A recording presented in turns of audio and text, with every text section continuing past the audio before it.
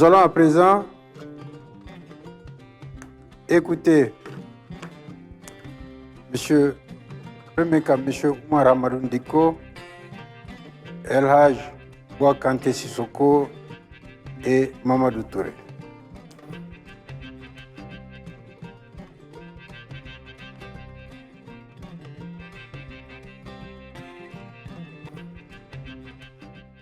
Oui, veuillez vous asseoir.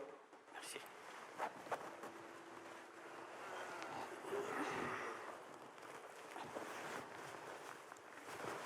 Monsieur Oumar Amadou Diko, vous êtes le fils de Feu Amadou Diko. Monsieur El Hadj Bouakante Sissoko, vous êtes le fils de Feu Fildabo Sissoko. Monsieur Mamadou Touré, vous êtes le fils de Feu Kassoum Touré. Vos parents, Monsieur Amadou Diko, Monsieur Fildabo Sissoko et Monsieur Kassoum Touré ont été arrêtés suite à la marche du 20 juillet 1962 à l'occasion de la création du Front malien. Jugés et condamnés par un tribunal populaire, ils sont morts dans des conditions non élucidées après leur détention au bagne de Kidal. Pouvez-vous, pour les jeunes générations, d'abord nous dire qui étaient ces personnages historiques, mais que les jeunes générations ne connaissent pas nécessairement, et aussi rappeler les circonstances de cet événement, donc de leur arrestation, de leur jugement et leur transfert à Kidal, et des conditions de leur mort si vous avez des informations. Vous étiez jeune à l'époque, c'est bon que vous indiquiez aux Maliens quel a été l'impact de la disparition de vos parents sur votre vie en tant que jeune, sur votre famille et au-delà. Donc, vous avez la parole.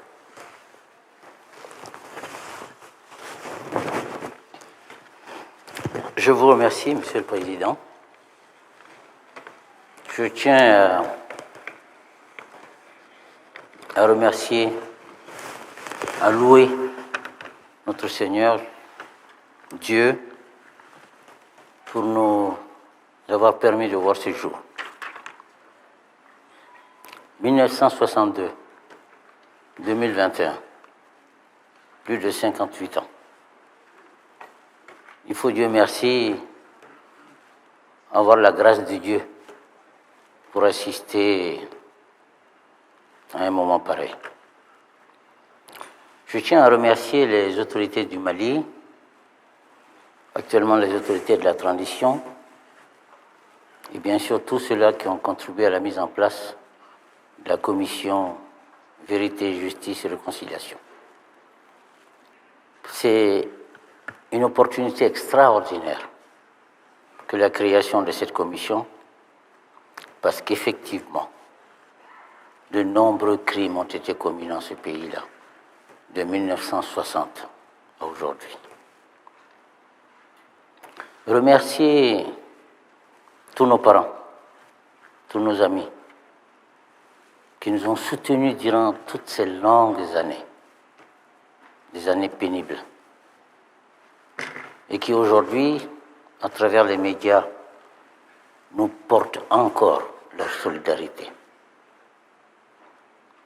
Monsieur le Président, parler de l'assassinat de Fildabo Sissoko, Marba Kassoum, Amadou Diko de 1962, c'est faire un retour dans l'histoire. L'histoire de notre pays, l'histoire du premier régime, l'histoire des années 60, mais aussi l'histoire de Fildabo Sissoko, de Marba Kassoum et de Mamadou Konaté. Parce que pour comprendre ce qui s'est passé, en 1962, il faut comprendre quel était l'environnement politique, sociologique, culturel dans lequel nous étions. Le Soudan, comme vous le savez, était une colonie française. En 1945, après la Seconde Guerre mondiale, la France a décidé d'octroyer des sièges aux colonies. À l'Assemblée nationale, c'est ce qu'on appelait la Constituante, en 1945. C'était élire des députés qui vont écrire la nouvelle Constitution française. 1945. Philippe Dabo Sissoko, déjà à l'époque, après avoir fait des brillantes études à William-Ponty, comme vous allez le comprendre tout à l'heure, était retourné chez lui pour remplacer son père décédé, chef de canton, mais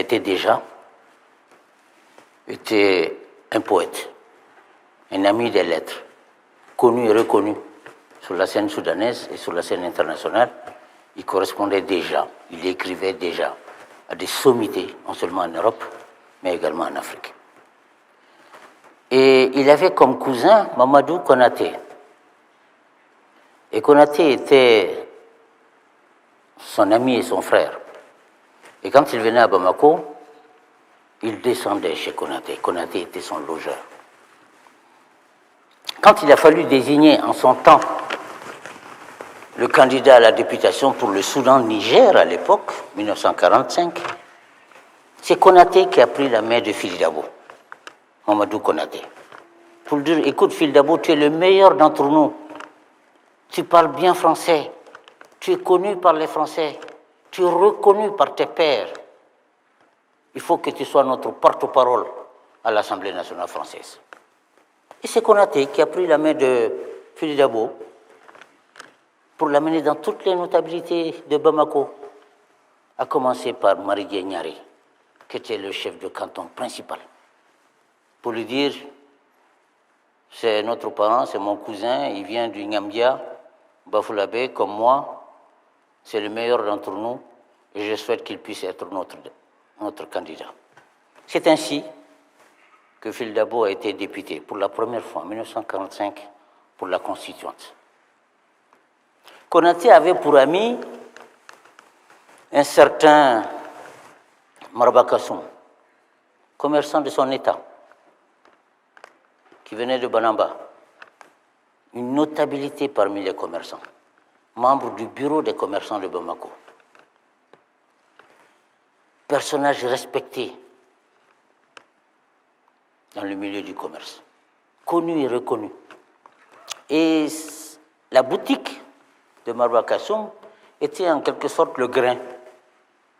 Vous Konaté, après ses heures perdues, c'était un enseignant, venait s'asseoir. Et c'est Konaté qui a présenté Philippe Dabo à Marba Kassoum. Pour le dire, c'est mon parent, c'est notre ami, et nous allons le présenter comme député. Philippe Dabo est devenu député en 1945. En 1946, donc, il fallait appliquer la nouvelle Constitution. Et Marba Kassoum a dit à Konaté, écoute, bon, tu nous as amené Philippe Dabo, c'est bien beau, c'est vrai qu'à Klanendo, il est très instruit, mais nous, c'est toi qu'on connaît. C'est toi qui es à Bamako avec nous. C'est toi qui règles nos problèmes auprès de l'administration et tout. On veut vraiment que tu te présentes, que tu sois le député. Il y a combien de députés? En tout cas, il faut que tu sois parmi les députés. Et Konaté lui dit, mais écoutez, ça ne se passe pas comme ça. Et puis, bon, je n'ai pas d'argent pour faire une campagne. Machin. Il dit, je m'en occupe. Je m'en occupe. Et c'est ainsi que progressivement, Konaté a été candidat sous le couvert du Bloc démocratique soudanais. Son amitié avec Philippe Dabo n'en a jamais pâti. Jamais. Konaté est décédé en 1956 et c'est Philippe Dabo qui a fait l'oraison funèbre de son frère et de son ami. Le fils de Marba Kassoum, ici présent, qui à l'époque des faits en 62 avait la vingtaine, était très proche de son père. C'était quasiment le secrétaire particulier permanent de son père. Il va avoir l'occasion de nous reparler de cet épisode-là. L'histoire des commerçants, la création du franc malien, l'impact sur les commerçants, à l'époque, et mouvement spontané du 20 juillet des commerçants. Baba Kassoum va nous en parler tout à l'heure, ou du moins c'est Baba Kassim va nous en parler tout à l'heure. Ensuite, nous allons parler du tribunal populaire. Ladjiboua va nous parler du tribunal populaire. Nous allons nous retrouver à Kidal. Moi, je vais parler de l'épisode de Kidal. Ensuite, nous allons revenir sur les conséquences politiques et économiques sur notre pays et bien sûr les conséquences sociologiques sur ces familles-là et sur toutes les familles qui ont été arrêtées durant cette période. Il y en a des centaines. Et aujourd'hui, nous parlons au nom de ces centaines de familles qui ont été humiliées, frustrées, dilapidées, vilipendées durant de longues années.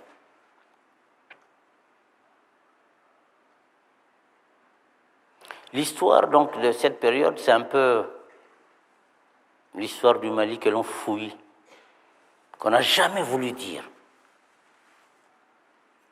Jamais. Chape de plomb sur cette partie de notre histoire. Amnésie générale. Nous remercions donc la Commission de nous permettre aujourd'hui de revenir sur cette page sombre de l'histoire du Mali. Baba. Baba, je vais te passer la parole pour que tu expliques ce que tu sais. Après, je vais continuer. Tu as la parole. Maraba Kassoum était qui? Gloire à Dieu, le Tout-Puissant, le Miséricordieux. Passez une excellente journée. Les autorités de l'État, Mbandao et son gouvernement, qu'Allah les bénisse. Qu'Allah leur donne la force de diriger ce pays. Nous remercions tous ceux qui ont effectué les déplacements et nous les bénissons. L'espace dans lequel nous nous situons aujourd'hui, nous ne pouvons pas tout dire. Nous allons dire un peu. Je vais dire un proverbe. Les perles que portent les femmes autour des hanches sont miettes, certes, mais elles sont témoins de beaucoup de secrets. L'espace dans lequel nous nous trouvons aujourd'hui, qui est la politique, a mis au monde 4 enfants. Les 4 enfants sont les mensonges, la trahison, l'égoïsme et la méchanceté. Elle a mis au monde ces 4 enfants. Les 4 enfants ne sont pas bons, mais ils sont bons. Parce que l'enfant qui est capable de t'affranchir de l'esclavage, il est bon. Notre pays a fait 64 ans dans la guerre, assiégé. Mais ce sont ces 4 enfants qui ont réussi à nous sortir de cette situation et nous donner l'indépendance. Donc ils ont été plutôt des bons fils. Maraba Kassoum, il est de Banamba. Il est né à Banamba, grandi à Banamba. Il a beaucoup de fils et de petits-fils ici. Ici, aujourd'hui, il y a 3 choses. La première chose, c'est que ces enfants et ces petits-enfants sont là. Ils ne les connaissent pas. La deuxième, les gens du pays vont connaître Maraba Kassoum. La troisième est que moi-même, mon cœur sera apaisé. Parce que Il y a des choses qui me hantent, je ne vais plus les entendre. Kassoum était qui? Il est né à Banamba. Il est venu ici pour faire du commerce. Il était uniquement commerçant de cola.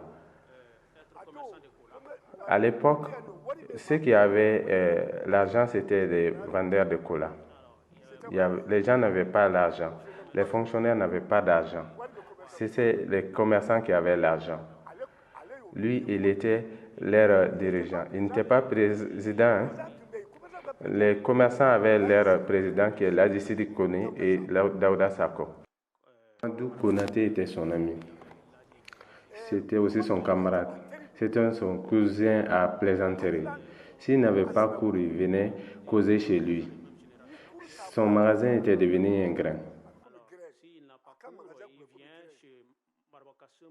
Tchemoro Diarra était le directeur de la poste à l'époque. Lui, il ne faisait pas de la politique. Lui, il réglait les choses politiques. Il n'a jamais fait de la politique. À préciser. Que ses petits-fils comprennent. Konaté est venu un jour, il lui a dit, tu es très maigre. Il dit, j'ai fait quoi? Ce que tu as dans ta tête, si tu me donnes les 1/10 et tu me donnes les 1 seulement, je vais faire un parti politique et ça va être quelque chose d'extraordinaire. Il dit, la politique, ce n'est pas être intellectuel. Il dit, c'est plutôt l'argent. Si tu as l'argent,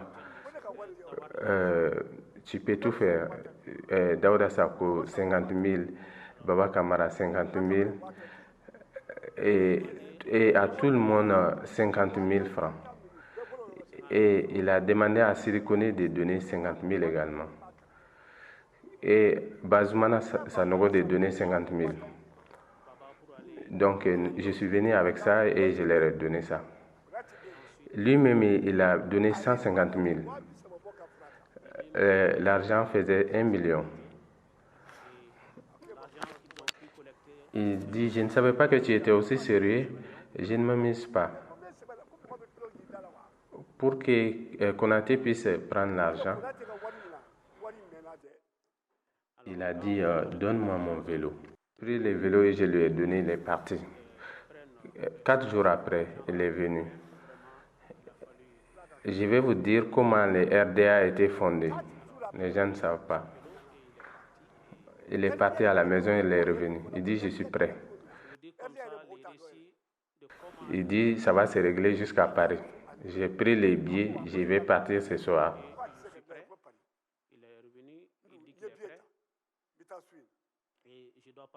On a fait des bénédictions, il est parti. 1 mois après, il est revenu.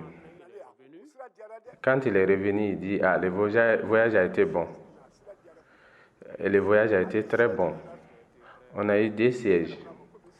Je lui ai dit, et toi, un vieux, tu vas à Paris et tu nous trouves des chaises. Donne-moi l'argent, je vais aller à Debidani, je vais te trouver des chaises.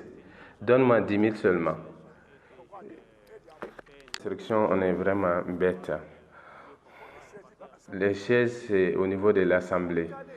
Quand je suis parti, j'ai fait quelque chose sur laquelle on n'était pas vraiment convenu. Nous, on ne sait pas, c'est toi qui sais.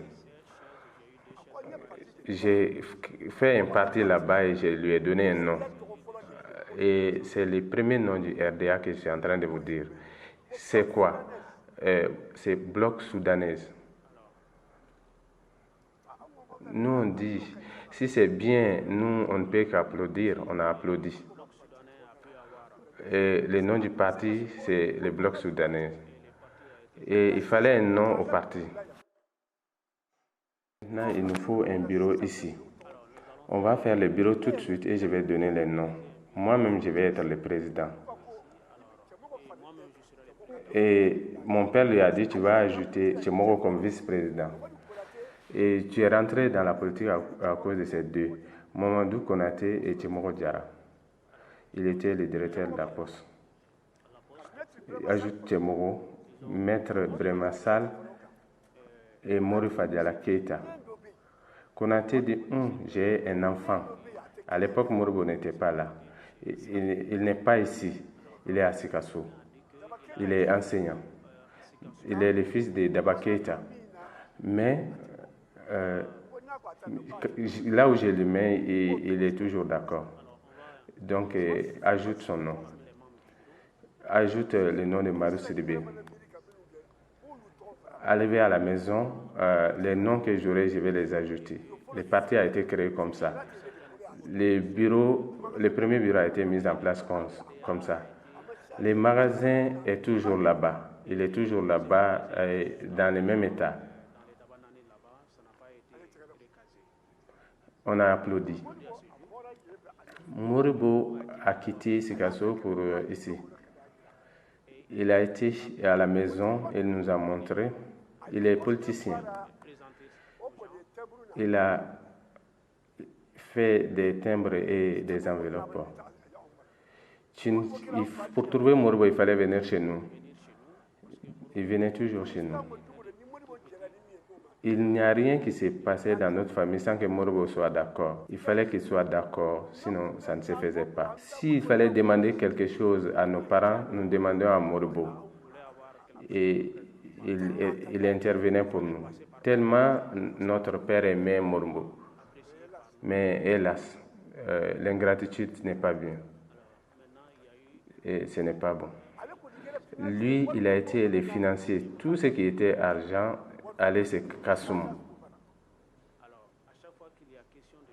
Et il faisait les financements. Et pendant les campagnes, les voitures, c'était pour Kassoum. Les riz étaient dedans, les marmites, les condiments, tout. Est-ce qu'ils allaient? C'est lui qui trouvait des bonnes personnes. Il faisait 1 mois, 2 mois comme ça dans le pays. Et il montrait les gens et il montrait les pauvres. Et il faut les aimer, c'est eux qui peuvent nous aider. Là où ils allaient, ils ne mangeaient pas chez les gens, mais ils avaient toujours leur nourriture.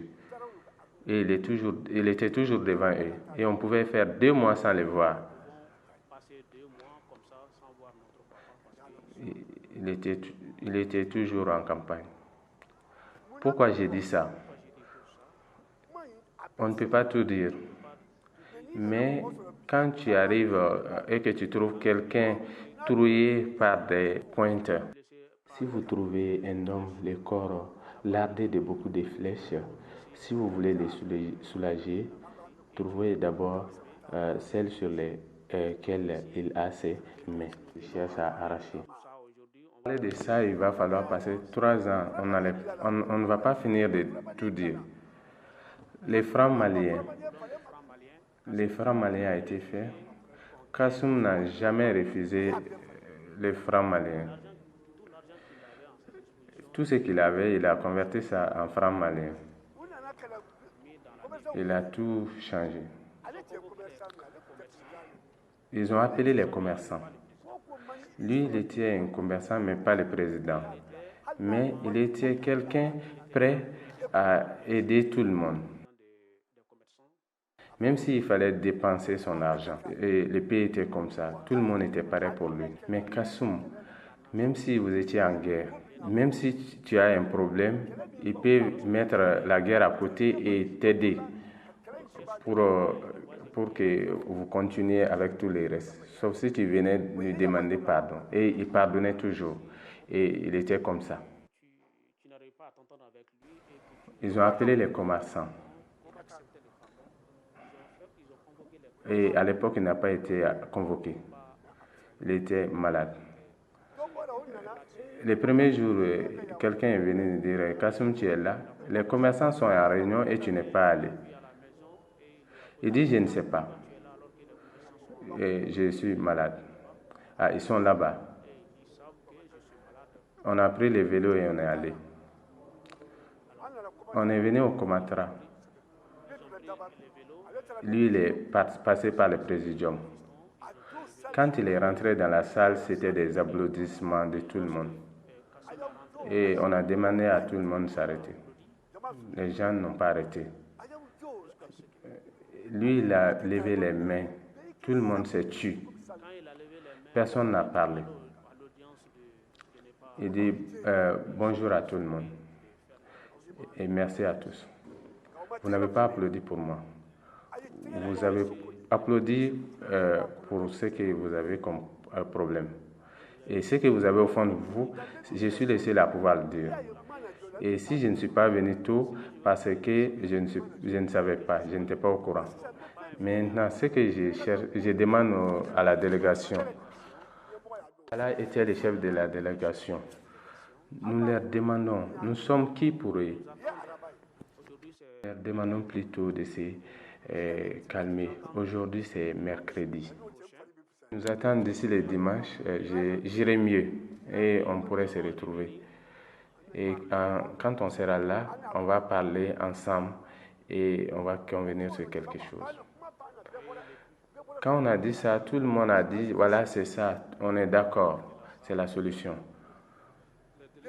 Tout le monde a quitté la salle et tout le monde était ébahi.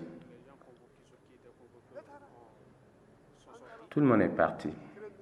On est parti à la maison. Et ça, c'était le mercredi.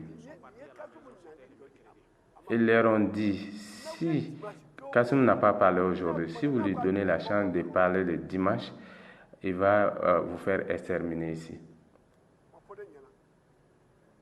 Ça n'a pas été dit devant moi, mais c'est ce qui a été dit, il paraît. Ils n'ont pas attendu le dimanche. La personne qui l'a pris dans la main, Modibo, Jean-Marie et Seydou Badjan, on était tous là dans le vestibule. Il a pris la main de Modibo et dit, je n'ai pas d'enfant, mais je te confie cet enfant. Je n'ai pas d'enfant instruit. Cet enfant, c'est mon fils, c'est aussi mon gendre, donc je te le confie. Je m'appelle Traoré. Jean-Marie dit, je vais l'embaucher dans mon cabinet, il va travailler pour moi. Ils ont donné l'argent à ce dernier. C'est lui qui est venu avec l'argent le jeudi. Ils ont quitté le mercredi, après la réunion du mercredi. Et il est venu le jeudi, la nuit, lui donner l'argent à titre de cadeau. Mais ce n'était pas un cadeau. C'était pour le piéger. 100 000 francs. À l'époque, il avait 1000 francs à côté. Il a mis sous le tapis avec les 100 000. Il était couché à même le sol.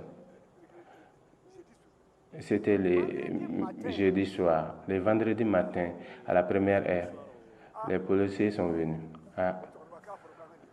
On a demandé de venir fouiller ta maison. Je dis pourquoi? Ils disent que nous, on ne sait pas. Quand ils sont rentrés, ils ont soulevé le tapis et eux-mêmes, ils avaient peur. Ils sont rentrés, ils ont soulevé le tapis. Ils disent, ça va, on a déjà fouillé. Et ce qu'on a, ça suffit. Et allons-y ensemble au commissariat. Ils sont partis au commissariat. Son griot, Massama Kouyaté, il est venu et il dit bonjour, où est Kassoum? Et on lui a dit qu'il a été amené par les policiers. Il pensait qu'ils étaient partis au premier arrondissement. Il est venu au marché. Dans la maison, il est venu sur l'esplanade de la Maison Rouge. Il a demandé aux commerçants, vous attendez quoi? Le lion a rompu les barreaux de sa cage. Les gens pensaient que c'était le lion qui avait envahi la ville. Et il y a eu une bousculade partout.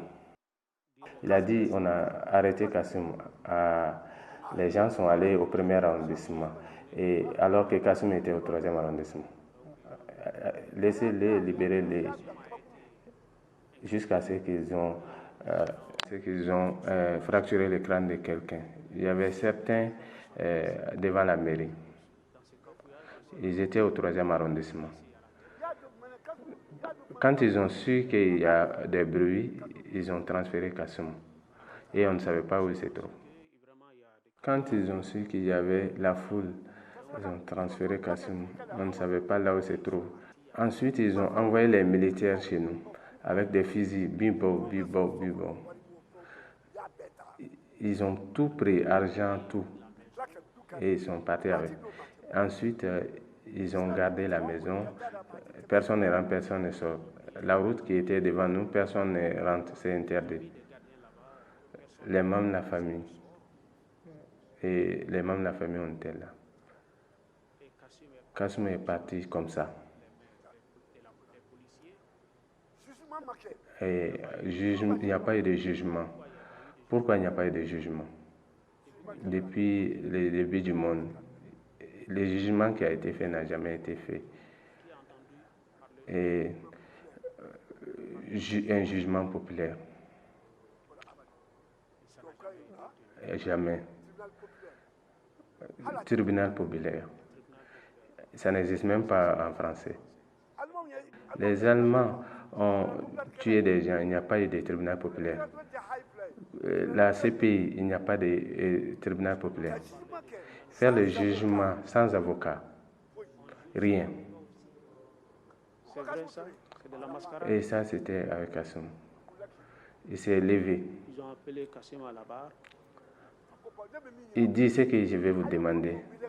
Appelez Je Modibo. vous demande Pourquoi je suis pris qu'il dise et que les gens vont comprendre. de nous dire ce qu'il a. Diarra a dit que ça ne va pas se faire. Refusé que cela Bon, si ça ne se fait pas, les gens qui sont là sont arrêtés pour moi. Ils sont nombreux. dit que tous les Il faut les libérer et arrêtez-moi devant la mosquée et fusillez-moi. libérer et me prendre seul parce qu'ils ont été pris. Ils disent qu'on ne va pas faire ça. Il faut les libérer Ils disent si vous ne faites pas ça, faites comme vous voulez. devant tout le monde. Je n'ai plus rien à dire. Je vous envoie chez Modibo lui dire, Envoyez chez j'ai des enfants. et vous allez dire à Modibo, j'ai des enfants. J'ai des enfants et ils les connaissent.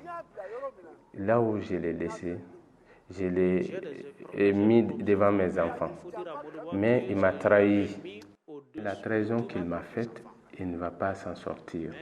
Il a trahi Il va subir les conséquences. lui-même, il va retourner dans les puits de cette transition. Toutes les prisons que j'ai faites, lui-même, il va faire la même chose.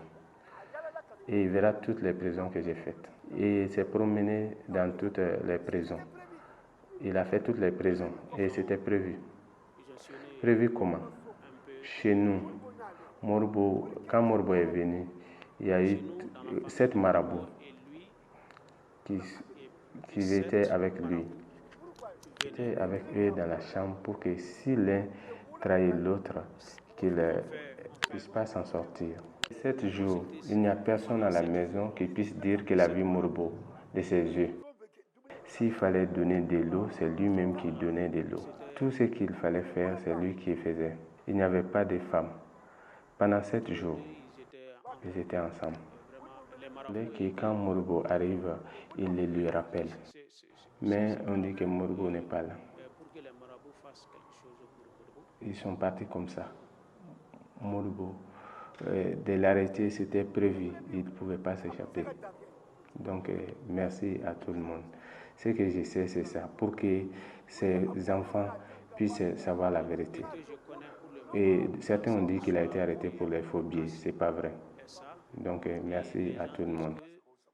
Il a été pris parce qu'il avait des faux billets. Non, ça c'est du faux, ce n'est pas vrai. Merci. Monsieur le Président, nous allons continuer avec Fili Dabo. Qui était Fili Dabo, qui était Amadou Diko. Après, nous allons passer au déroulé même des événements à Kidal. Je vais donc passer la parole à Ladi Bois, qui est un des fils de Fili Dabo Sissoko. Ok. S'il vous plaît, pour les présentations, si on peut être un peu plus bref pour les présentations, pour nous permettre d'inciter sur les déroulés. On n'entend pas. J'ai dit sur les présentations, si on peut être plus bref pour nous Oui, permettre d'accord, vraiment de justement. mettre beaucoup plus l'accent sur les événements. Voilà. Les deux. Vas-y. Merci beaucoup, Monsieur le Président de la Commission Vérité, Justice et Réconciliation. Nous remercions aussi l'ensemble des autorités administratives et politiques présentes dans cette salle. et nous saluons aussi l'ensemble des citoyens maliens qui sont venus à cette séance et qui, au-delà de cette séance, nous suivent sur l'OATM. Présenter Phili Dabo Sissoko et Amadou Diko est une fierté pour moi. Phili Dabo Sissoko, d'abord, il a fait ses études primaires à Bafoulavé. Du moins, il a été dans sa vie scolaire. Il a été à l'école des fils de chef de Caille. Après l'école des fils de chef de Caille, Phili Dabo a intégré l'école normale fédérale de Saint-Louis au Sénégal avant d'être admis à la prestigieuse école William Ponty de Gorée, d'où il sort comme instituteur. Dans son métier d'enseignant, il a exercé d'abord à Dori, c'est une ville de la Haute-Volta ancienne, aujourd'hui Burkina Faso. Et de Dori, il est devenu directeur d'école à Nara. Ensuite, il a été muté à Ouélé-Sébougou.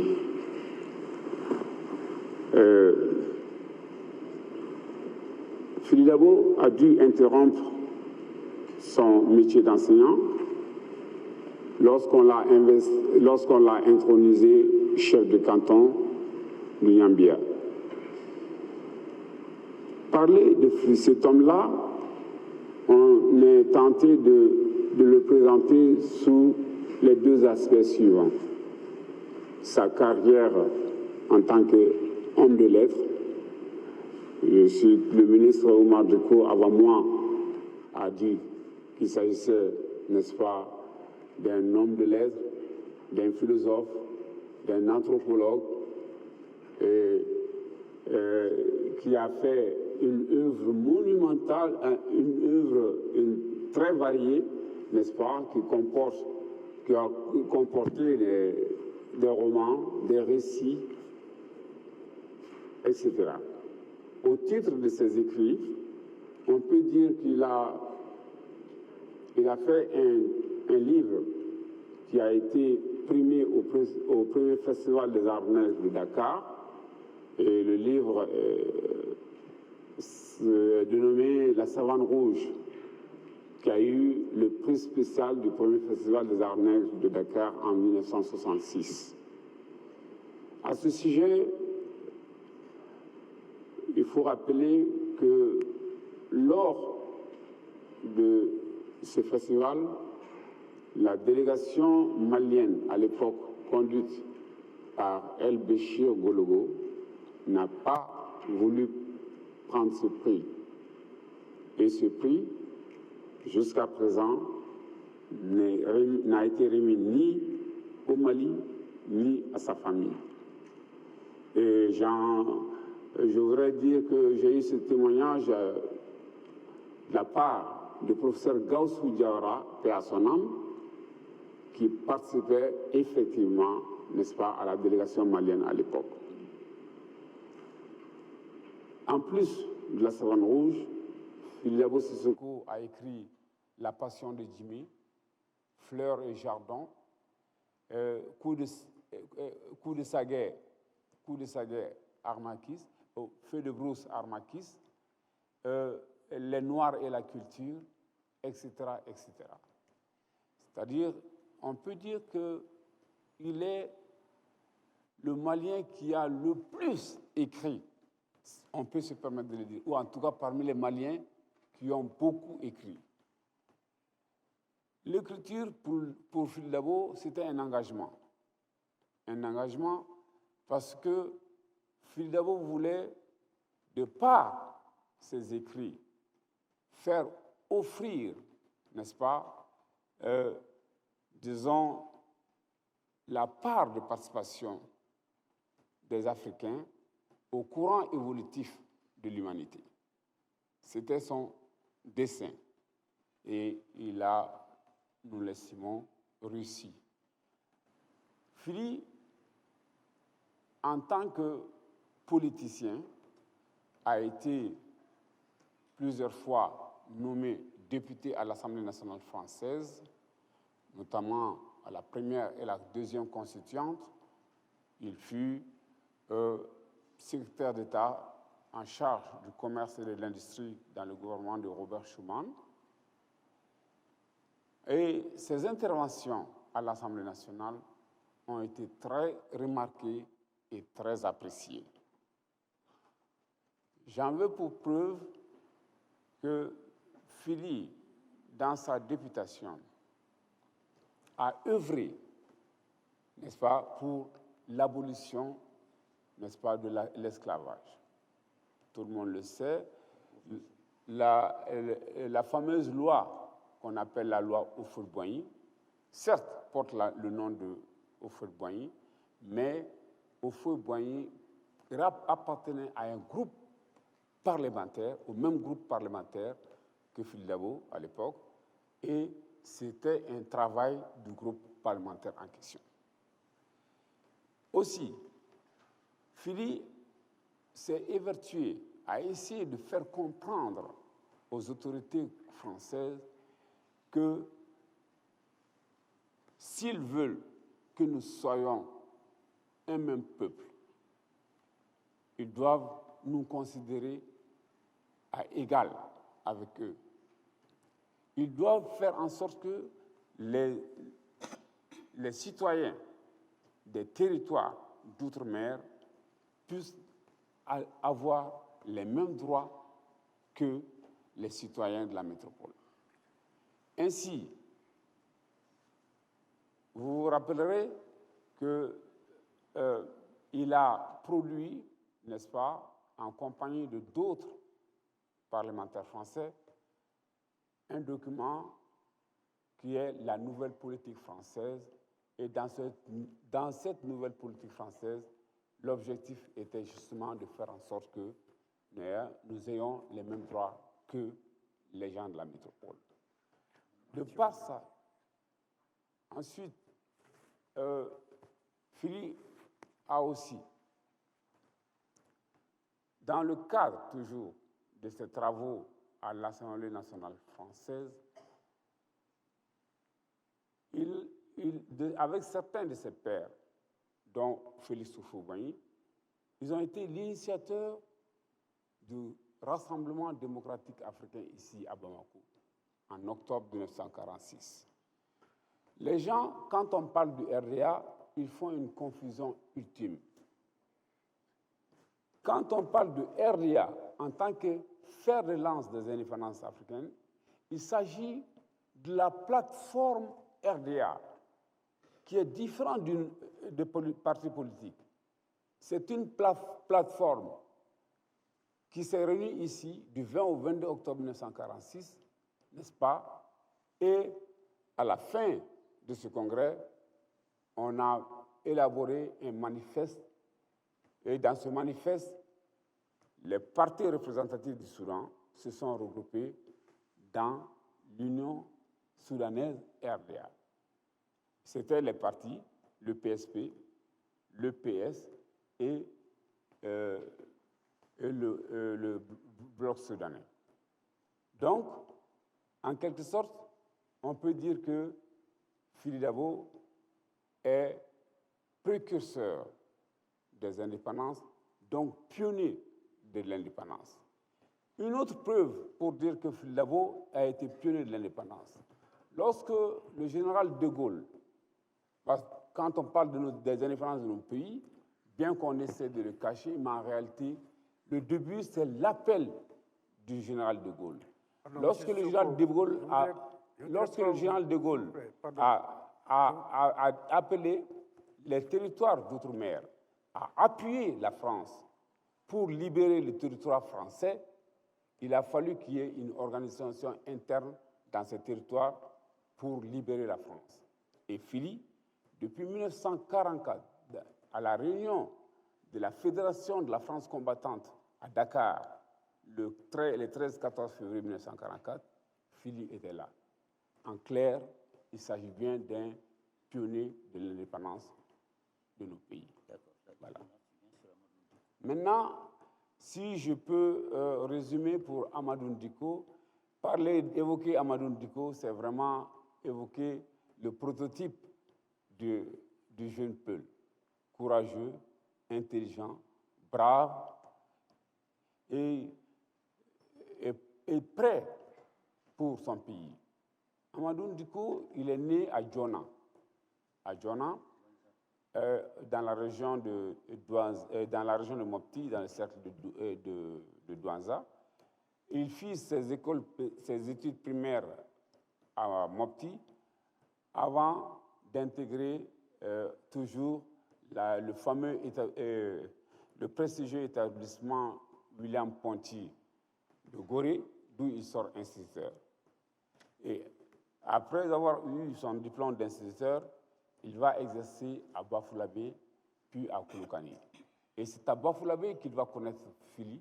Et Fili, eu égard à l'intelligence de ce jeune Peul, à son engagement, n'est-ce pas, et à sa bravoure, va lui jeter son dévolu pour booster sa campagne électorale. Fort heureusement, le choix s'avérera un choix utile dans la mesure où, en 1951, lors de la législative, Amadou Ndiko et Fili Dabo sont élus à l'Assemblée nationale française. Et Amadou devient du coup le plus jeune député, n'est-ce pas, à cette assemblée, au palais qu'on appelle le palais pour Bourbon. Et Amadou Ndiko, comme Fili, n'est-ce pas, ils ont tous été occupés des postes ministériels en France, n'est-ce pas? Au-delà de leur poste de député, Amadou Ndiko a été ministre des territoires d'outre-mer et à ce titre, il s'est employé à donner la priorité aux grands projets, n'est-ce pas, d'intérêt commun, tels que la création de l'Université de Dakar, tels que la création de l'IOTA ici, la création de Gabriel Touré, etc. C'est pour dire que l'homme avait un dessein pour son pays. Il avait un dessein pour son pays et il avait l'intelligence, n'est-ce pas, de faire en sorte que son pays puisse aller de l'avant. Voilà. Merci beaucoup. Omar. Ça ne marche pas. Vous pouvez brancher le micro d'Omar Diko, s'il vous plaît. Le micro. C'est branché, je crois. Oui. Est-ce que le micro, il marche? Oui. Merci. Merci, Monsieur le Président. Vous savez, nous venons de très loin. De très, très loin. Il y a tellement de choses qui ont été accumulées dans nos mémoires collectives diverses. Il y a tellement d'informations que nous avons reçues de part et d'autre, d'horizons divers, de personnes diverses, qu'aujourd'hui, l'occasion est tellement belle qu'il faut faire un choix pour pouvoir donner des informations. Donc, c'est pour cela que nous avons et nous continuons, à travers les regards croisés, de sortir des morceaux choisis. Très rapidement, je pense que Baba a parlé du tribunal populaire, qui est un tribunal unique, organisé pour condamner. L'avant-veille, Modibo Keïta avait fait lui-même un meeting au stade Mamadou Konaté pour condamner déjà les prisonniers. Donc, il y a une centaine de personnes qui ont été amenées devant le tribunal, 94 précisément. Mais à la manifestation, plus de 300 personnes étaient là pour faire sortir justement leurs leaders commerçants. Et généralement, il y avait beaucoup de gens qui n'étaient même pas au courant de ce qui se passait. C'était une manifestation spontanée et qui a été filmée. Et sur cela, justement, sur les films qui ont été faits à l'époque, un des responsables qui a filmé dans la salle ici, il n'y a aucune photo de Fili Dabo Sissoko. Il était chez lui à domicile. Il il n'y a aucune photo d'Amadou Ndiko. Amadou Ndiko était dans son bureau. En 1962, il était conseiller du ministre de l'Éducation nationale, conseiller en charge de l'UNESCO. Et son bureau fait face, c'est le bureau au premier étage, au bout de l'étage, et fait face au commissariat justement du premier arrondissement. Il était arrêté là ce jour-là, avec son ami Noumouké Kone, instituteur comme lui. Il lui dit, Noumouké, tu vois ça, cette manifestation-là, tu vois cette pagaille, c'est certain qu'on ne va pas y échapper. Noumouké lui dit, non, Modibo n'ose pas faire ça. Il dit, mais si, regarde, tu verras. Ça n'a pas raté. Donc, le surlendemain de la manifestation, très tôt le matin, les soldats sont venus au domicile de Fili Dabo Sissoko, 4 heures du matin, entourer la maison, bloquer la circulation, arrêter Fili Dabo, qui était déjà réveillé. Ensuite, ils sont venus au domicile à Kinzambogo, encercler le domicile de Kinzambogo. 5 heures du matin. Mon père était là, il s'est levé, il venait de finir ses prières. Ils l'ont arrêté. Les soldats sont rentrés dans la maison, comme chez Fili Dabo Sissoko. Ils ont tout cassé. Ils sont rentrés dans le bureau de mon père, emporté ses documents privés, personnels. On fouillait toutes les chambres. J'avais 6 ans. Et j'étais couché avec mon cousin, mon grand frère, dans notre chambre à coucher. Quand les soldats sont rentrés dans la chambre, nous ont fait sortir à coups de crosse. Nous menaient dans la cour, à genoux, pendant qu'ils étaient en train de fouiller la maison, tout cassé. La même chose chez Fili Dabo Sissoko.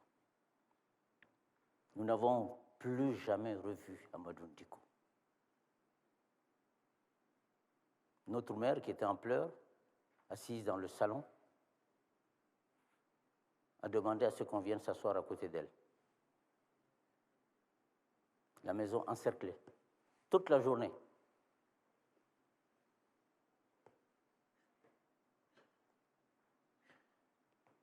Chez Fili Dabo, la même chose. Le quartier bouclé.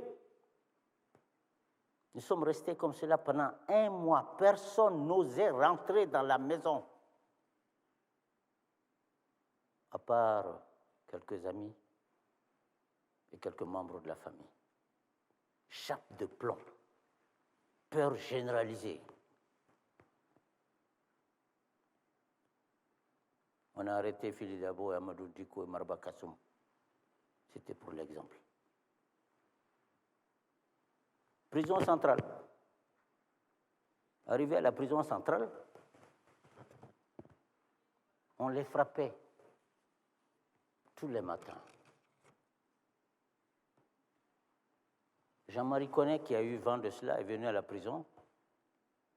Il dit, mais il paraît qu'on vous frappe tous les matins. Pour avouer quoi? Fili Dabo dit, pour avouer des crimes qu'on n'a pas commis. Jean-Marie Connet prend sa voiture, monte à Koulouba. Il dit, mais Modibo, tu sais qu'on frappe tous les jours Fili Dabo? Comment peux-tu accepter ça? Modibo dit, je n'étais pas au courant. Je ne savais pas. Mais je vais leur dire d'arrêter. Jean-Marie lui dit, mais je l'ai déjà fait. On ne peut pas maltraiter des personnalités de la sorte. Sinon, toi-même, tu passeras par là. Et les pressions sont sorties de partout, les pressions nationales, internationales, à commencer par Houphouët-Boigny, tous les anciens parlementaires de l'époque, Senghor, les présidents de l'époque qui avaient côtoyé ces personnalités-là, Maurice Yamego, le président également de la Haute-Volta de l'époque, Amani Diori, le président mauritanien, Ould Dada, qui a pris spécialement son avion, qui était un ami d'Amadou, qui venait à Bamako ici, supplier Modibo.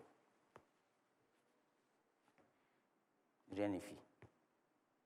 On se dit que si les prisonniers, dans ce contexte, ne pouvaient pas rester à Bamako. Il fallait, en comité restreint, prendre une position. Et la décision a été prise de les envoyer à Kidal. C'est comme cela qu'en 1963, ils se retrouvent au fort de Kidal, au bagne de Kidal. Le bagne de Kidal, c'est le fort. Et la prison est juste derrière le fort. Donc des genres de KGB dans lesquels on mettait les prisonniers. Ils sont restés là aux travaux forcés. Vous savez ce que c'est que les travaux forcés. Fili Dabo avait la soixantaine. Marba Kassoum aussi avait la soixantaine. Amadou Ndiko, le plus jeune, n'avait pas encore 40 ans. Les pressions ont continué, particulièrement au Fouet Boigny de Côte d'Ivoire. Il a envoyé plusieurs fois des messagers à Modibo, des envoyés spéciaux à Modibo. De Gaulle a envoyé plusieurs fois des messagers et des envoyés à Modibo. Et tous les chefs d'État de la sous-région ont insisté. Et à chaque fois, Modibo leur disait « Oh, c'est pour bientôt. C'est pour donner l'exemple, c'est pour bientôt. Vous savez, nous venons juste de commencer les indépendances. Il faut que, bon, on respecte l'autorité, etc., etc. » Nous allons y trouver une solution. Donc, beaucoup ont pensé qu'effectivement, on allait libérer les prisonniers d'un moment à l'autre, d'autant plus que leur condamnation à mort avait été commuée en prison à perpétuité. Et les prisonniers eux-mêmes avaient de l'espoir qu'ils allaient être libérés. Au contraire, ce fut le contraire. La décision a été prise en comité restreint de les éliminer. Et ce comité restreint, c'était Modibo, Madera et quelques-uns.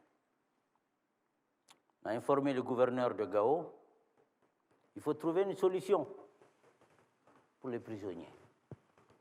Le gouverneur à l'époque, qui était Bakara Diallo, a dit, moi, il me faut un document, envoyez-moi un RAC. Effectivement, Modibo a dit à Madera de faire envoyer un RAC au gouverneur de Gao à l'époque, puisque Kidal n'était pas encore une région, c'était dans la circonscription de Gao. Et voilà le contenu du RAC, d'après un maître Demba Diallo, qui me l'a dit personnellement. Madera a envoyé le RAC suivant. Faites voler définitivement les 3 oiseaux.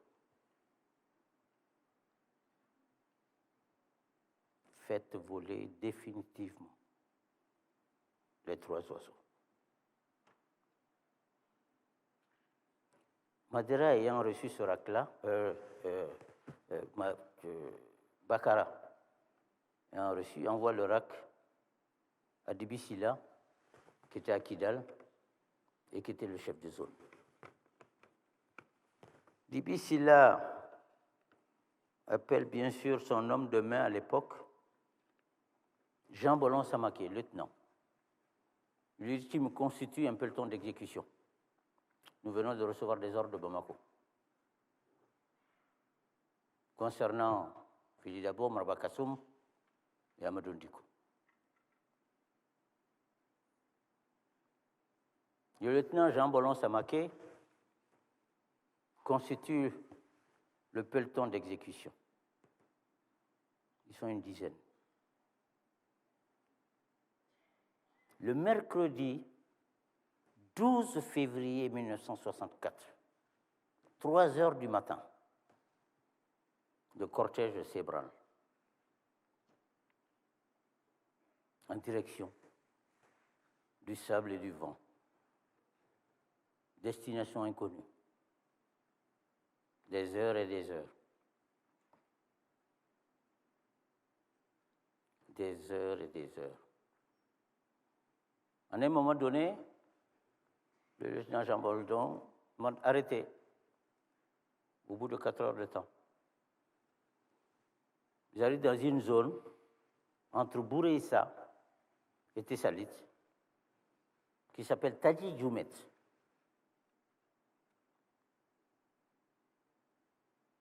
À quelques kilomètres de cette oasis-là, qui était un camp militaire à l'époque, on fait arrêter le convoi entre 2 collines. Je dis, c'est ici. C'est ici. Arrêtez. Les soldats descendent, se mettent en ligne. On fait sortir les prisonniers qui se mettent à marcher. Je dis, mettez-vous sous l'arbre là. Allez-y vers l'arbre. Philippe Dabo se retourne. Il dit, Jean Bolombe, fiston, nous ne sommes pas des lâches, ne nous tirez pas dans le dos. Nous ne sommes pas des fuyards. Pour la petite histoire, Jean Ballon Samaké est de Wolessié-Bougou, ici, à côté de Bamako. Quand Philippe Dabo était directeur d'école à Wolessié-Bougou, c'est lui qui a recruté Jean Ballon Samaké. Contre le gré de ses parents. Hein. Et c'est plus tard qu'il est devenu soldat. Donc Philippe se retourne et dit, Jean, nous ne sommes pas des lâches. Ne nous tirez pas dans le dos.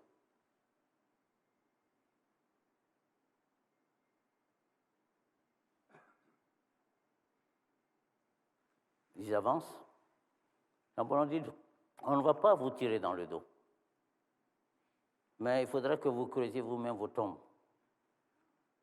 Amadou Diko lui dit, écoutez, on ne veut pas que les charognards mangent notre dépouille. Il dit, dans ce cas, creusez votre tombe. Amadou dit, oui, je vais creuser, parce que je suis le plus jeune. Moi, j'ai encore de la force. Il dit, Fili et Kassi m'attendaient. On lui a donné une pelle. Il a creusé une fosse commune pour les 3 prisonniers.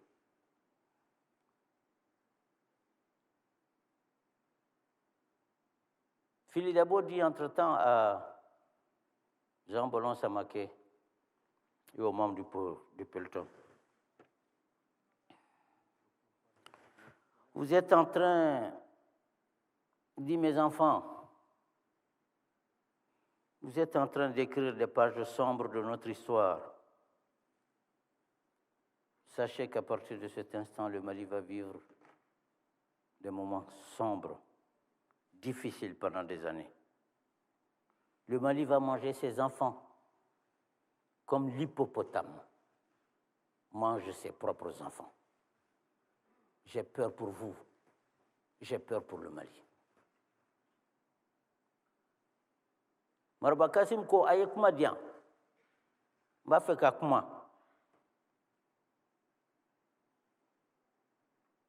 k'i bɛ se ka kuma et Marba Kassim de dire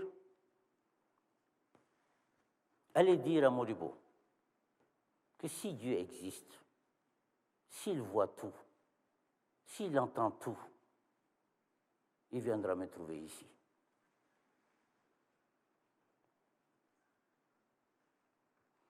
Nous nous en remettons à Dieu. C'est lui seul qui décide. Amadou finit de creuser la tombe commune, sort la bague qu'il avait dans sa main et dit, tenez, remettez cette bague-là à ma fille. Et dites à mes parents que je meurs avec dignité et honneur. Que toute ma vie, j'ai servi le Mali.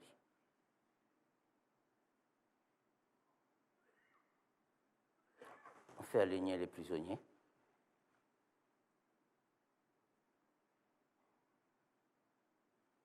Et Philippe Dabo de dire, faites votre devoir. Salve. Les 3 prisonniers tombent. ferme la tombe. C'est une zone caillouteuse et sablonneuse.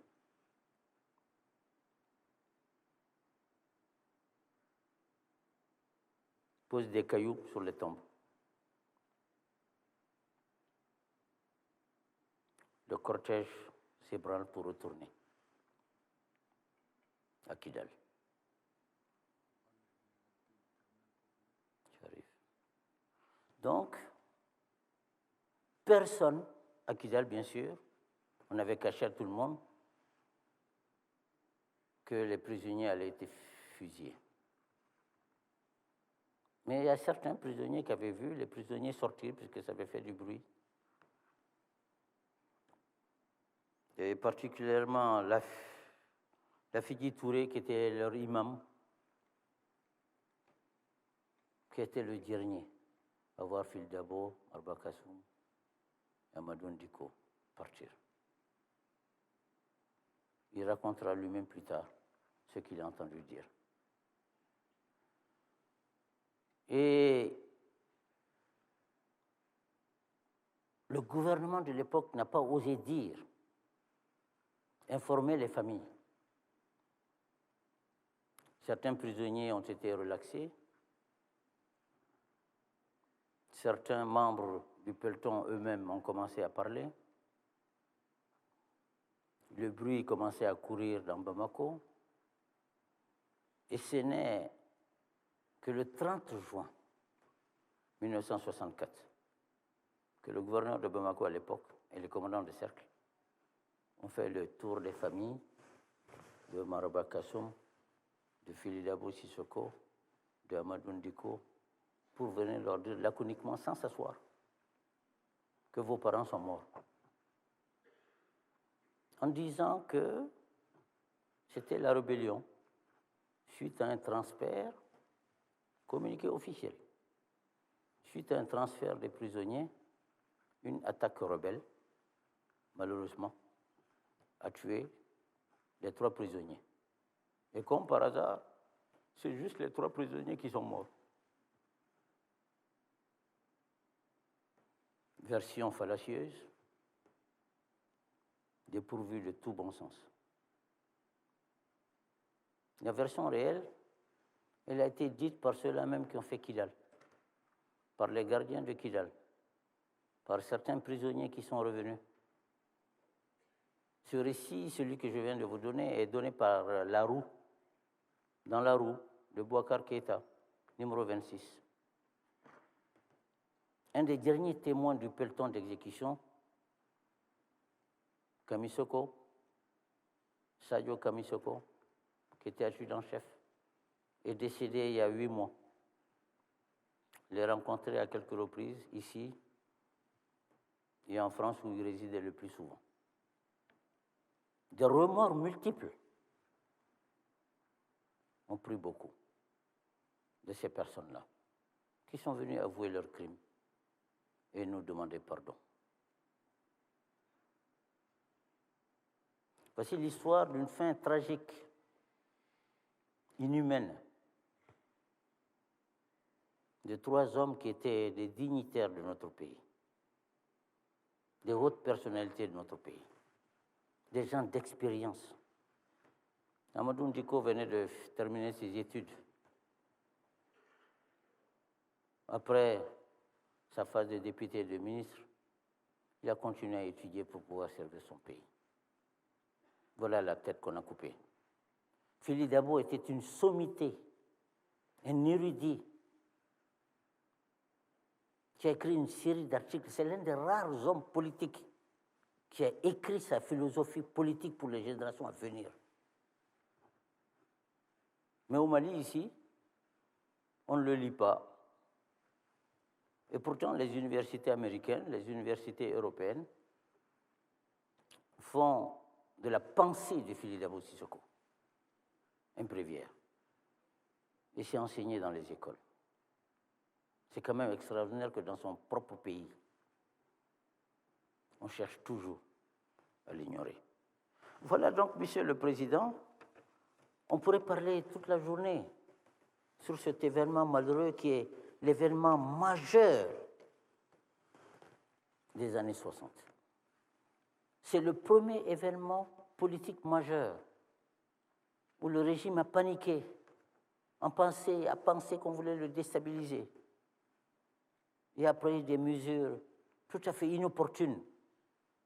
Parce que malheureusement, dans nos pays, un adversaire politique est considéré comme un ennemi. Il a fallu décapiter le PSP. On n'aurait pas mieux fait. Donc les conséquences économiques, les conséquences financières, les conséquences sociopolitiques sont énormes. Énormes. À partir de la création, Phili Dabo disait, je ne suis pas contre le franc malien, la création du franc malien, mais je pense tout simplement que c'est trop tôt. Quand il a eu vent de la création du franc malien, il est allé chez Maraba Kassoum. Il dit, Maraba Kassoum, il faut parler à ton fils, là, Modibo. Je crois qu'il va trop vite. Il est trop pressé. Appelle le Maraba Kassoum, attends, je vais l'appeler, ce soir lui-même, il va venir. Et comme ça, tu viens, et puis vous allez parler. Ils se sont retrouvés chez Maraba Kassoum. Et Phili Dabo dit à Maraba Kassoum, à Modibo, tu veux créer un franc qui n'est pas convertible. Tu te trompes de pays. Nous sommes le Soudan. Le Soudan, c'est le Djoula. C'est le pays où le sel rencontre la cola. C'est le pays des Djoula. C'est le pays des transactions. Regarde la Guinée à côté. Ils ont créé un franc guinéen qui est déjà mort-né. Nous sommes entourés de zones CFA. Si nous sortons de cette zone aujourd'hui, nous allons tuer le commerce. Nous allons tuer l'économie. Tu vas appauvrir les gens. Tu vas affamer les gens. Ne fais pas ça, c'est trop tôt. Ce n'est pas un franc malien dont nous avons besoin. Nous avons besoin d'un franc africain. Le CFA est un point de départ. Il nous faut apprécier cela déjà. Nous avons gagné notre indépendance. Il nous faut à présent reconquérir notre interdépendance. En créant un franc propre, Mali, tu vas créer une rupture avec les autres. Ça n'a pas raté. Ça n'a pas raté. Donc, le trafic a fleuri, l'économie s'est amoindrie, les finances se sont délitées. Et pendant toutes ces années-là, le régime s'est durci progressivement d'année en année. D'année en année. Et c'est ce durcissement qui a mené au coup d'État. Tout a été dissous ici. L'Assemblée nationale a été dissoute. Toutes les institutions ont été ébranlées. On a créé des structures parallèles, anticonstitutionnelles. Et le point de débordement, ça a été la milice populaire. L'armée s'est sentie menacée. Ici, dans ce pays-là, il faut le dire, les gens ont fait le rang pour 1 kilo de mil, de riz, de sucre, de sel. Coopérative de consommation. On a créé la Somex, et c'est ce qui a révolté les uns les autres. Mais il y avait une chape de plomb, la peur. Toutes les libertés qui étaient inscrites dans la Constitution ont été violées systématiquement pendant 8 ans. Personne n'en parle. Et pourtant, beaucoup l'ont vécu. Ce sont les générations actuelles, nos enfants, nos petits-enfants, qui ne le savent pas. On ne peut pas construire un pays sur le mensonge.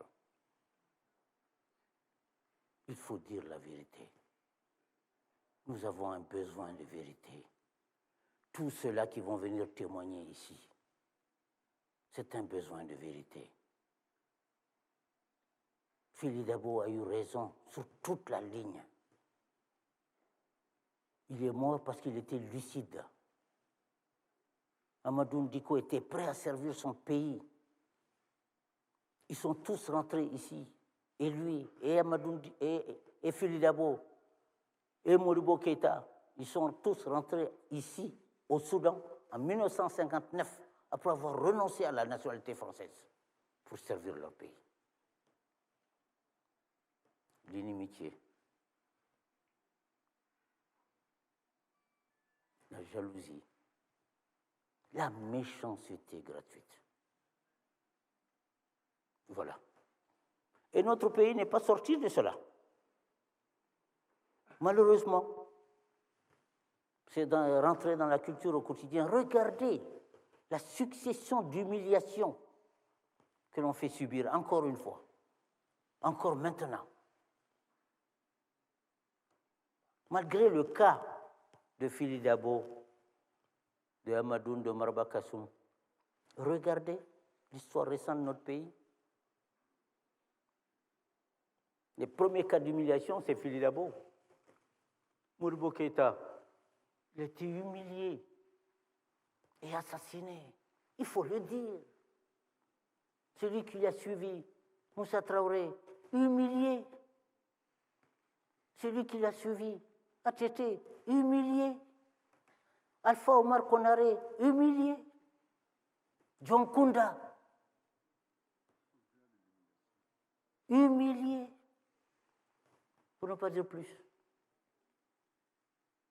Chacun des chefs d'État du Mali, de 1960 à aujourd'hui, a été humilié, à des degrés divers, mais humilié. Monsieur le Président, il y a de quoi se poser des questions. Il y a de quoi se demander qui veut être président de ce pays pour subir cette humiliation-là. Il y a un problème récurrent, dangereux, pour nous tous, pour chacun de nous, pour chacune de nos familles. Nous sommes dans un pays d'humiliation. Il nous faut sortir de cela. Mais pour sortir de cela, il faut la vérité. On a trop menti aux gens. On a trop menti aux gens. En 1958, c'est ça qu'il voulait dire. C'est le PSP qui a demandé l'indépendance. Le RDA sous la coupe de Fouet-Boigny n'a pas demandé l'indépendance. Okay. Pourquoi ment-on? Donc aujourd'hui, oui. Monsieur le Président, oui, vous avez, vous, en tant que commission, un devoir de vérité. Il faut qu'on dise la vérité aux Maliens. Chaque régime a eu ses hauts et ses bas. Chaque régime a eu ses ombres et ses lumières. C'est normal. C'est dans la nature des choses. Mais il faut dire ces ombres-là. Il faut dire ces lumières. À chacune de ces étapes, nous avons vécu ces ombres et ces lumières. Mais on ne peut pas mettre la lumière sur certains événements et laisser les ombres sur d'autres. Donc, je pourrais parler toute la journée, mais comme vous le comprenez vous-même, l'émotion aidant, nous avons choisi des morceaux. Et nous avons dit l'essentiel. Nous avons dit l'essentiel. Voilà. Je vous remercie en tout cas et je m'excuse encore une fois d'avoir été long, mais vous pensez bien que c'était une opportunité extraordinaire de pouvoir dire ce que nous pensons. D'accord. C'était l'objet. Vous avez pu dire votre vérité en tant que victime, parent de victime. Comme je le disais en introduction, ce lieu n'est pas un tribunal, donc il n'y a pas de confrontation entre les victimes et les auteurs présumés. C'est votre vérité, nous l'avons écoutée. Aujourd'hui, 60 ans après, dans quel état d'esprit êtes-vous par rapport à la réconciliation nationale? Avez-vous un message au peuple malien? Entre-temps, Fili Dabo Sissoko, il y a un lycée qui porte son nom. À Malundiko, il y a un lycée qui porte son nom. Aujourd'hui, par rapport à la réconciliation, avez-vous un message pour le pays? Et on terminera par là. D'accord, je vous remercie encore une fois. Je reprends la parole pour dire que pour ce qui nous concerne, nous, victimes, nous avons pardonné. Monsieur le Président, seul Dieu est grand. C'est la volonté de Dieu. Moi qui vous parle, j'ai été le président du cinquantenaire et dans cette même salle, j'ai organisé une rencontre de réconciliation et de pardon entre le PSP et le RDA. Ici, le 31 mars 2010. C'était un grand moment de partage, un grand moment d'émotion. Et nous voulons que ça serve d'exemple. Nous voulions en tout cas que ça serve d'exemple. Et je pense que nous sommes dans cette continuité. Et vous, votre rôle, c'est justement de travailler à cela. Donc nous avons pardonné. Nous n'avons pas oublié, mais nous avons pardonné. Il ne faudrait pas que des faits comme cela se reproduisent. Nous voulons la révision de ce jugement inique qui est celui du tribunal populaire, qui est en violation systématique de toute la constitution du Mali. Nous voulons, et c'est très important pour nous, pour faire notre deuil, la reconnaissance des lieux. La reconnaissance des lieux du crime. La reconnaissance des lieux du crime. Parce que nous voulons faire notre deuil. Et cela, vous pouvez le comprendre aisément. Tout à fait. Nous souhaitons qu'il y ait des funérailles nationales, une réhabilitation totale et entière de ces notabilités de ce pays-là. Nous voulons bien sûr, comme cela l'a dit tout à l'heure, qu'on restitue à la famille de Fili Dabo les prix littéraires qu'il a gagnés, qu'on lui reconnaisse qu'il a été une des sommités de l'écriture au Mali et en Afrique. Nous voulons que la salle Amadou Diko, qui est à l'Assemblée nationale, vous savez, du temps d'Alpha Omar Konaré, il a fait ouvrir des salles au nom de Fili Dabo, de Amadou, de Konaté, de Hawa Keita, à l'Assemblée nationale. La salle Amadou Diko, aujourd'hui, n'a plus sa vocation initiale. Allez voir à l'Assemblée ce qu'elle est devenue. Nous avons crié en vain. Il n'est pas normal que dans un pays, on prenne des décrets et qu'on les viole systématiquement. Nous voulons que vous recommandiez au gouvernement une grande cérémonie de prière et de réconciliation nationale de tous les enfants de ce pays, pour toutes les victimes de ce pays. Nous devons prier pour ce pays-là, parce que des choses graves se sont passées. Des choses très graves se sont passées. Et on continue à violer la mémoire des victimes. Il y a un problème dans ce pays, Monsieur le Président.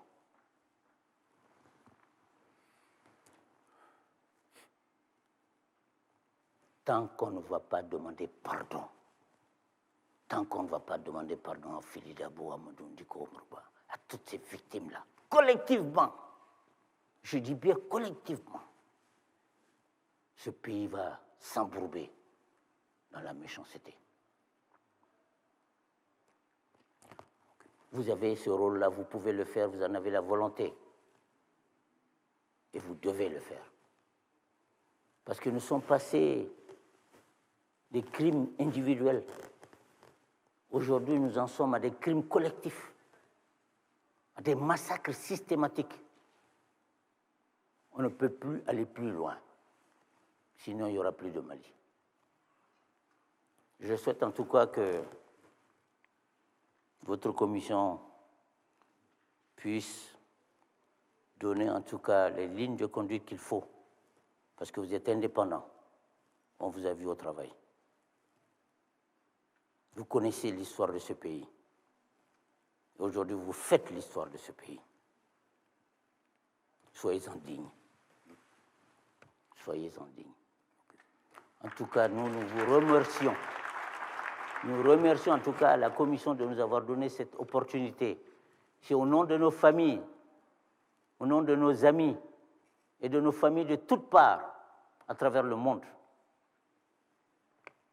Et au nom de tous ceux-là qui ont été des victimes de la bêtise humaine, de l'arrogance humaine, de la méchanceté humaine. Merci, Monsieur le Président. OK. Monsieur Diko, Monsieur Sissoko, Monsieur Touré, le panel, l'ensemble des commissaires, nous avons écouté avec beaucoup d'émotion. Vous avez délivré votre vérité. Nous partageons votre souffrance, la souffrance de vos familles, comme de toutes les autres familles qui ont perdu des êtres chers, qui n'ont pas pu faire leur deuil. Nous avons pris bonne note de vos recommandations. Nous saluons le fait que malgré votre douleur, vous avez pardonné. Ça, c'est le plus important. Vous avez pardonné. Le gouvernement, je crois que sous le président Alpha Oumar Konaré a fait beaucoup de gestes, quand même importants que vous avez mentionnés. Il y a des lycées qui portent également le nom de vos pères. Ce n'est que justice. Vous faites d'autres recommandations que nous notons. Nous allons analyser tout ça et dans notre rapport final, nous verrons ce qu'on peut recommander pour aller plus loin, pour la paix, pour la réconciliation dans ce pays. Ces audiences publiques ne visent pas à remuer le couteau dans la plaie, visent simplement à permettre à des victimes de venir s'exprimer pour partager leur douleur avec l'ensemble de la communauté nationale, pour que le Mali dépasse ces événements malheureux et qu'on poursuive notre chemin dans la construction de notre nation. Donc, au nom du panel, je vous remercie infiniment pour vos témoignages. Et je crois que l'ensemble des Maliens et toute la communauté humaine partagent votre douleur et partagent vos préoccupations. Merci beaucoup.